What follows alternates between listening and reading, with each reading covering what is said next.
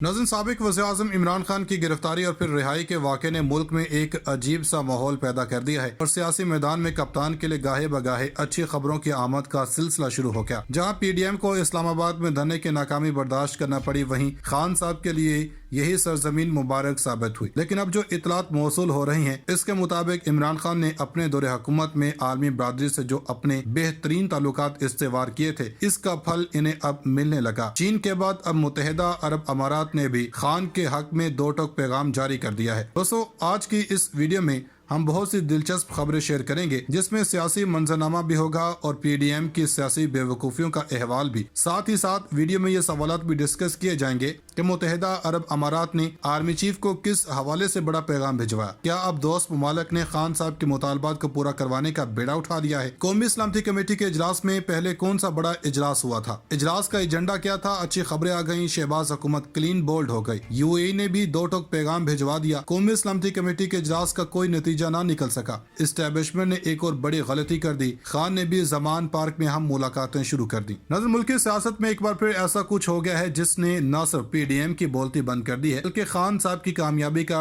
भी डंका बजने लगा। इतलात कुछ यूं है कि army chief general Asim Munir को एक ऐसा पैगाम मौसूल हुआ है जिसने न सिर्फ इत्तेहादी टोले के होश ठिकाने लगा दिए हैं, बल्कि इस्टेब्लिशमेंट भी गहरी सोच में पड़ गई है। जैसा कि आप जानते हैं कि चीन ने खान साहब की मुकम्मल हिमायत का ऐलान करते हुए पीडीएम को खबरदार किया था। ऐसे ही अब यूएई ने भी आर्मी चीफ को ऐसा पैगाम भिजवाया है जिसमें अब अगर मगर की कोई गुंजाइश नहीं बचती। और वो पैगाम क्या है, किस हवाले से है, आगे चल के इस सवाल का जवाब दिया जाएगा और ये पॉइंट्स भी ज़ेरे बहस होंगे कि कप्तान ने किन किन हवाले से अहम तरीन शेड्यूल जारी कर दिया। मुत्तहिदा अरब अमारात की किस सियासी शख्सियत ने खान साहब की मुकम्मल हिमायत का ऐलान किया है? बड़ी खबरें आ गई। चीन के बाद अब मुत्तहिदा अरब अमारात का भी दो टोक पैगाम कौमी सलामती कमेटी के इजलास से पहले ही बड़ा ब्रेक थ्रू सामने आ गया। शहबाज हुकूमत बंद गली में आ गई, कप्तान ने एक और अहम तरीन शेड्यूल जारी कर दिया। कौमी सलामती कमेटी का हंगामी इजलास, अंदरूनी तफसीलात सामने आ गई। पीटीआई का मुल्क गिर एहतजाज का ऐलान, इमरान खान का भी बड़ा बयान सामने आ गया। इमरान खान की मकबूलियत में इजाफा, पीडीएम की नींदें हराम हो गई। नाज़रीन, पीडीएम और खान साहब की तर्ज सियासत में सिर्फ इतना फर्क है कि पीडीएम पहले सोचती है, मनसूबा बंदी करती है और कर देती है, लेकिन खान साहब न सोचते हैं न मनसूबा बंदी करते हैं, बस कर डालते हैं। जबकि ये इतलात भी मंज़र-ए-आम पर आ रही है कि पेट्रोलियम मसनूआत की कीमतों में इजाफा करके बड़ा तीर मारा। मीडिया रिपोर्ट्स के मुताबिक हुकूमत ने पेट्रोल और डीजल सस्ता करने का ऐलान किया था और पेट्रोल 12 रुपए, हाई स्पीड डीजल 30 रुपए सस्ता किया, मट्टी का तेल और लाइट स्पीड डीजल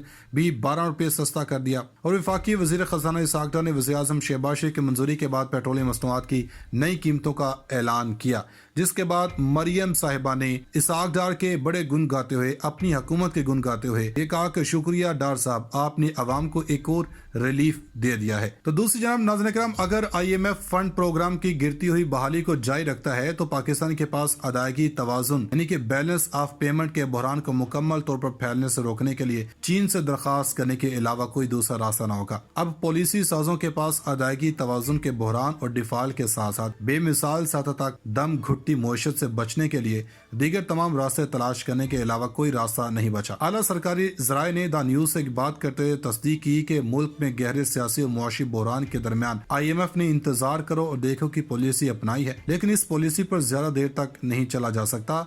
या तो IMF को नवी जायजे की तकमील के जरिए बहाल करना पड़ेगा या फिर प्रोग्राम खत्म कर दिया जाएगा। हम नवे जायजे की तकमील के बगैर IMF के साथ मजीद कोई डाटा शेयर नहीं करेंगे। आजाद मुआशी माहरीन अब तजवीज कर रहे हैं कि हुकूमत IMF प्रोग्राम को बहाल करने की आखिरी कोशिश करे या फिर वाज़ेह तौर पर चीन की जानब देखे ताकि मुश्किलात का शिकार मईशत को बेल आउट किया जा सके। साबिक वज़ीर खजाना और मारूफ माहिर इक्तसादियात डॉक्टर हफीज ए पाशा ने बताया कि अगर IMF आगे नहीं बढ़ता तो पाकिस्तान के पास इसके अलावा कोई चारा नहीं होगा कि वो चीन से दरखास्त करे कि वो इस्लामाबाद को मुकम्मल बहरान से निकालने के लिए मदद के लिए कोई तरीकाकार वज़े करे। नज़र अब आपको बताते हैं कि army chief general Syed Asim Munir और मुत्तहिदा अरब अमारात के सदर शेख मोहम्मद बिन जैद का टेलीफोनिक राब्ता हुआ। पाक फौज के शोबा ताल्लुकात आमा के मुताबिक यूएई के सदर शेख मोहम्मद बिन जैद ने army chief general Asim Munir से टेलीफोनिक राब्ता किया, जिसमें दो तरफा दिफाई ताल्लुकात और फौजी ताउन पर तबादला ख्याल किया गया। ISPR का कहना है कि आर्मी चीफ और यूएई के सदर के दरमियान बाहमी दिफाई और फौजी ताउन को मजीद फरोग فروغ دینے کی ضرورت پر زور دیا گیا۔ پاکستانی فوج کے سربراہ جنرل عاصم منیر اور متحدہ عرب امارات کے صدر محمد بن زید کے درمیان ہونے والی ٹیلی فونک گفتگو کی مبینہ اندرونی کہانی بھی سامنے آ گئی۔ تفصیلات کے مطابق ڈان نیوز کے صحافی باقر سجاد نے ٹویٹر پر پیغام جاری کرتے ہوئے دعویٰ کیا کہ جنرل عاصم منیر اور متحدہ عرب امارات کے صدر محمد بن زید کے درمیان ٹیلی فونک رابطہ ہوا، جس دوران محمد بن زید نے پاکستان میں جاری سیاسی کشیدگی اور تناؤ کو ختم کرنے کے لیے اپنی خدمات کی پیشکش کی اور کہا کہ متحدہ عرب امارات پاکستان میں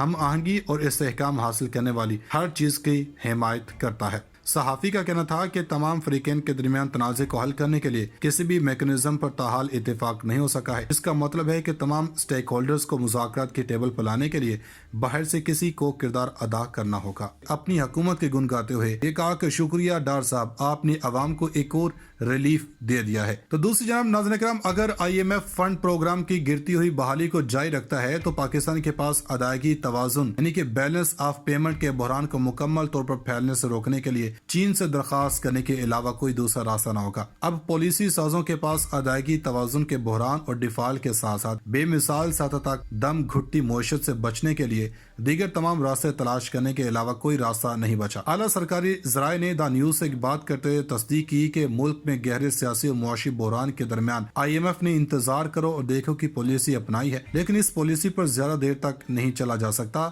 یا تو آئی ایم ایف کو نویں جائزے کی تکمیل کے ذریعے بحال کرنا پڑے گا یا پھر پروگرام ختم کر دیا جائے گا۔ ہم نویں جائزے کی تکمیل کے بغیر آئی ایم ایف کے ساتھ مزید کوئی ڈیٹا شیئر نہیں کریں گے۔ آزاد معاشی ماہرین اب تجویز کر رہے ہیں کہ حکومت آئی ایم ایف پروگرام کو بحال کرنے کی آخری کوشش کرے یا پھر واضح طور پر چین کی جانب دیکھے تاکہ مشکلات کا شکار معیشت کو بیل آؤٹ کیا جا سکے۔ سابق وزیر خزانہ اور معروف ماہر اقتصادیات ڈاکٹر حفیظ اے پاشا نے بتایا کہ اگر آئی ایم ایف آگے نہیں بڑھتا تو پاکستان کے پاس اس کے علاوہ کوئی چارہ نہیں ہوگا کہ وہ چین سے درخواست کرے کہ وہ اسلام آباد کو مکمل بحران سے نکالنے کے لیے مدد کے لیے کوئی طریقہ کار وضع کرے۔ ناظرین، اب آپ کو بتاتے ہیں کہ army chief general Syed Asim Munir اور متحدہ عرب امارات کے صدر شیخ محمد بن زید کا ٹیلی فونک رابطہ ہوا۔ پاک فوج کے شعبہ تعلقات عامہ کے مطابق یو اے ای کے صدر شیخ محمد بن زید نے army chief general Asim Munir سے ٹیلی فونک رابطہ کیا، جس میں دو طرفہ دفاعی تعلقات اور فوجی تعاون پر تبادلہ خیال کیا گیا۔ آئی ایس پی آر کا کہنا ہے کہ آرمی چیف اور یو اے ای کے صدر کے درمیان باہمی دفاعی اور فوجی تعاون کو مزید فروغ دینے کی ضرورت پر زور دیا گیا۔ پاکستانی فوج کے سربراہ جنرل عاصم منیر اور متحدہ عرب امارات کے صدر محمد بن زید کے درمیان ہونے والی ٹیلی فونک گفتگو کی مبینہ اندرونی کہانی بھی سامنے آ گئی۔ تفصیلات کے مطابق ڈان نیوز کے صحافی باقر سجاد نے ٹویٹر پر پیغام جاری کرتے ہوئے دعویٰ کیا کہ جنرل عاصم منیر اور متحدہ عرب امارات کے صدر محمد بن زید کے درمیان ٹیلی فونک رابطہ ہوا، جس دوران محمد بن زید نے پاکستان میں جاری سیاسی کشیدگی اور تناؤ کو ختم کرنے کے لیے اپنی خدمات کی پیشکش کی اور کہا کہ متحدہ عرب امارات پاکستان میں